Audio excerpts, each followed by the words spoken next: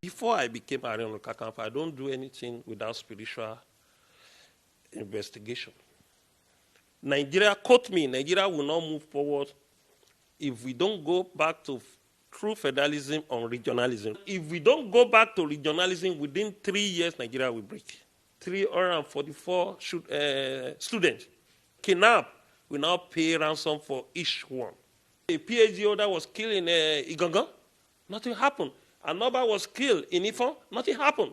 Our policing supposed to be federal police, regional police, state police, and local government. 4 layers will remain as 1 layer of policing. And that's a problem. Unfortunately, few elites in Nigeria did not want Nigeria to restructure back to the regionalism. I'm sorry for Nigeria. I'm sorry for this nation. And now come back to the world, what a nation at the end of the day. We thank God for his mercy, and we thank God for giving us the opportunity. It's by grace for counting me worthy to become Aare Kakanfò. Because I can tell you categorically, it's a position of multi-billionaire personality. But for counting me worthy to be Aare Kakanfò is by grace and by God's intervention. And part of my destiny, what I will be in this world. I give thanks to His Imperial Majesty, Oba Lamidi Olayiwola Atanda Adeyemi III, for giving me the opportunity, and all Yorubas, Obas. Because if Kabiyesi Alaafin of Oyo want to give you the position, all the Yoruba Oba did not support, it will be a serious controversy. Although at the end of the day, he has the prerogative to do it, but it will be a serious controversy because it's Aare Kakanfò of Yoruba land.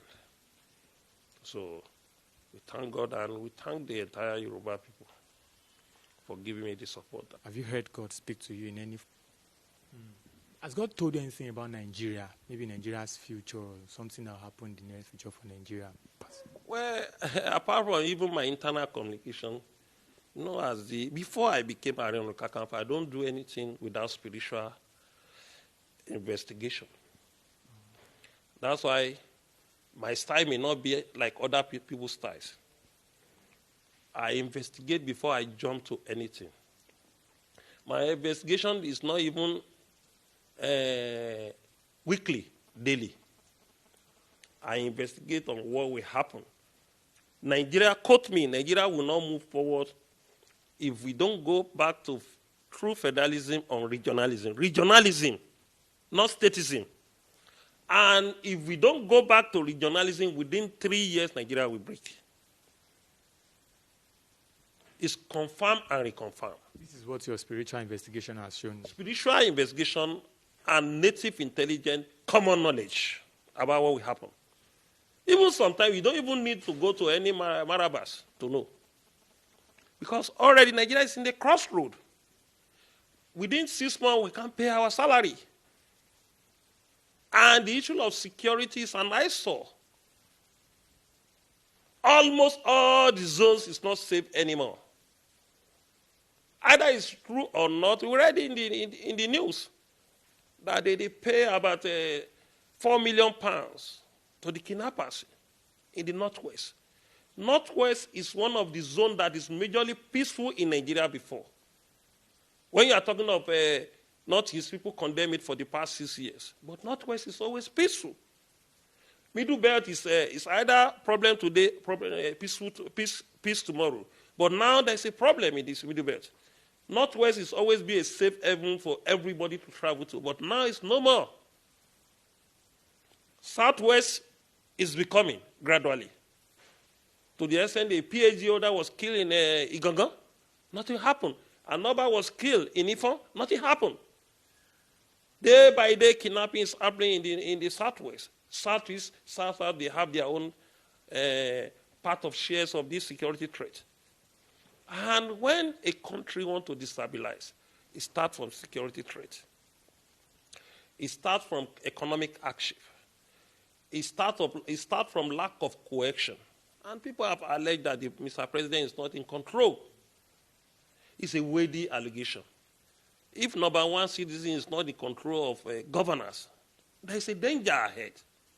So definitely, you don't even need to investigate, apart from we have investigated, to say that Nigeria will last in this way. Unfortunately, few elites in Nigeria did not want Nigeria to restructure back to the regionalism. When a children fall, you look at the front. When an elderly fall, you look at the back. Where are we coming from? When a problem got it wrong, how did we get our independence? We got our independence to allow the federation to be. We have a 3 region. After some period, we have Midwest joining the region, and we were doing well. I'm not saying there is no corruption by then, but it's minimal. But by the time we go to this statism, we now create a lot of emperor to be a governor.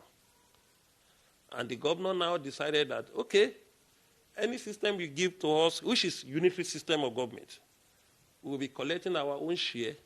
We will be collecting the local government share and put it together, pay salary, do a little project, and make our money. And the governor now become a godfather. When they become a governor, they install their governor. And after becoming a governor, they now target to become a president. Now corruption has been institutionalized in the country. The target of the governor is that we are in business in politics. When we embezzle money, we use the money to further our ambition, to make more money, and to make more money to the stage of presidency and become a mafia. Because the way Nigerian politics is going to a stage that we now turn to Italian mafia, like a drug business. Anybody who wants to cross our way, put 300 million on his head and take it away from the circulation. I'm sorry for Nigeria. I'm sorry for this nation. And now come back to the word of Professor Wole Soyinka, what a nation at the end of the day. Because the way things is going on, this is not the country we fought for. I was part and parcel of the people that fought for this country at the age of 23 years. And we got the democracy when I was in the age of 29 years. Never see a country that is not economically stable, that closes its border for 1 year, land border, when there is no war. Land border for 1 year and 4 months. And you can see how much we lost in the process.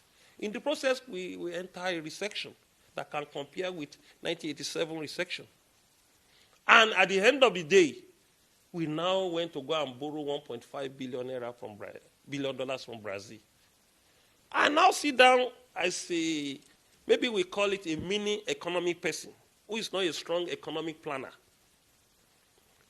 The custom generates about almost 800 billion naira. 800 billion naira in a year through the custom. Through the custom, not talking of immigration, not talking of other people that made money in the land border.